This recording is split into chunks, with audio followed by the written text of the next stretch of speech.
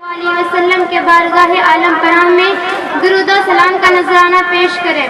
बड़े बावज़ बुलंद सल्लु अलल हबीब सल्लल्लाहु तआला अला मुहम्मद अस्सलातु वस्सलामु अलैका या रसूलल्लाह व अला आलिका व सहाबिका या हबीबल्लाह अस्सलातु वस्सलामु अलैका या नबी अल्लाह व अला आलिका व सहाबिका या Noorullah.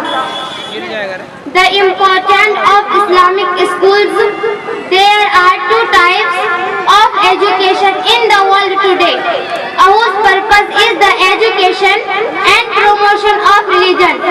The second is the one who is far away from the religion and the religion of Islam. Earlier religious schools were also supported by the governments.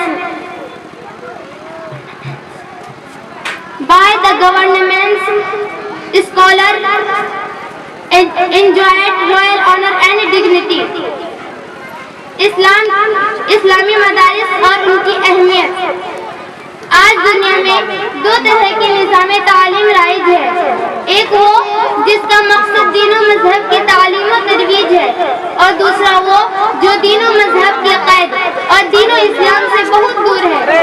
लादीनी निज़ाम तालीम का वाहिद मकसद है कि नई नस्ल के दिलो दिमाग से दीनी और मजहबी इस्लाम बिल्कुल ख़त्म कर दी जाए और वो ये समझ ही ना सके हम क्या है, हमारा मकसद वजूद क्या है।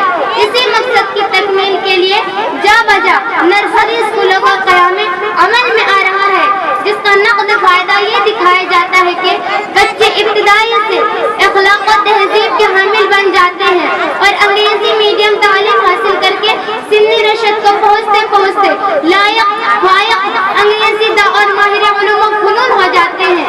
लेकिन बाखबर हलक़ों से मख्फ़ी नहीं कि ऐसी दरसगाहों का निस्फ़ुल आइन ये है कि बच्चे इब्तिदाई से गैर दीनी माहौल में परवरिश पाए, ताकि उनके अंदर दीनी फ़िक्र मिज़ाज पैदा ही ना हो सके। जाहिर है कि ये मकसद दिल फ़रेब फ़वाइद दिखाए बगैर हासिल नहीं हो सकता था, इसलिए वो सब इंतज़ामात किए जाते हैं जो मादी निगाहों को मसहूर कर सके।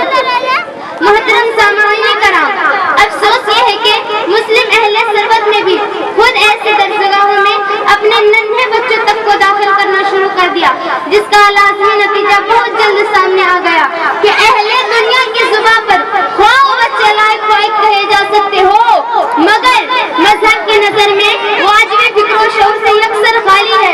होना तो ये चाहिए था कि अहले सरबत खुद ऐसे दरसगाहें कायम करते जहाँ असली तर्ज़े तालीम की भरपूर रियायत की जाती, साथ ही तलबा को उसके अखलाक और तहज़ीब को हामिल बनाया जाता, जिसका तकाज़ा मजहब इस्लाम करता है।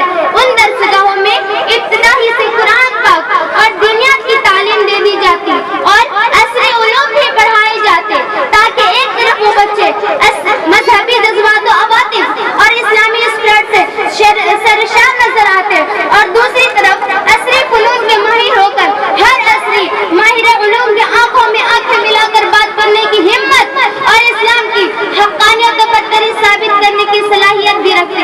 लेकिन मादा नबी आजिल की हवस ये सब सोचने और इंतजाम करने की मोहलत ही कब देती है। जहाँ भी हो बच्चों को दाखिल करो, दुनियावी कदर मनफात हासिल होनी बहुत जरूरी है।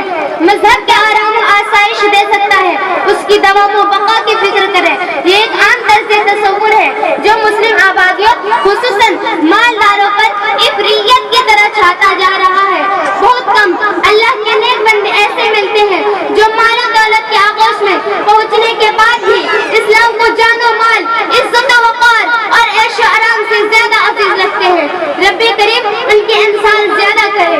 ऐसे अफ़कार व ख़यालात के पेश नजर आप तसव्वुर करें कि दीनी दरसगाहों का क़याम कितना अहम मसला है। उनकी बका इस्तेहकाम में कैसी कैसी दुश्वारियां आई हैं। कहीं तो हुकूमत इदारे चलाती है और उनका हर खर्च बर्दाश्त करती है, साथ ही तालीम हासिल करने वाले भी फीस की शक्ल में बहुत सा खर्च अदा करते हैं। और कहीं ऐसा है कि कुछ आक़िबत भी अफराद दर दर की भीख मांगते और हर तरह के तकालीफ और मसाइब का सामना करते, फिर कहीं वो अपने मदारिस की रमक बाकी रखने का सामान कर पाते हैं। वाह माशाअल्लाह, जज़ाकल्लाह। वाह। मैं इन्हीं चंद कलमात से अपनी गुफ्तगू मुकम्मल करना चाहती हूँ। वमा अलैना इल्लल बलाग। ورحمۃ اللہ وبرکاتہ.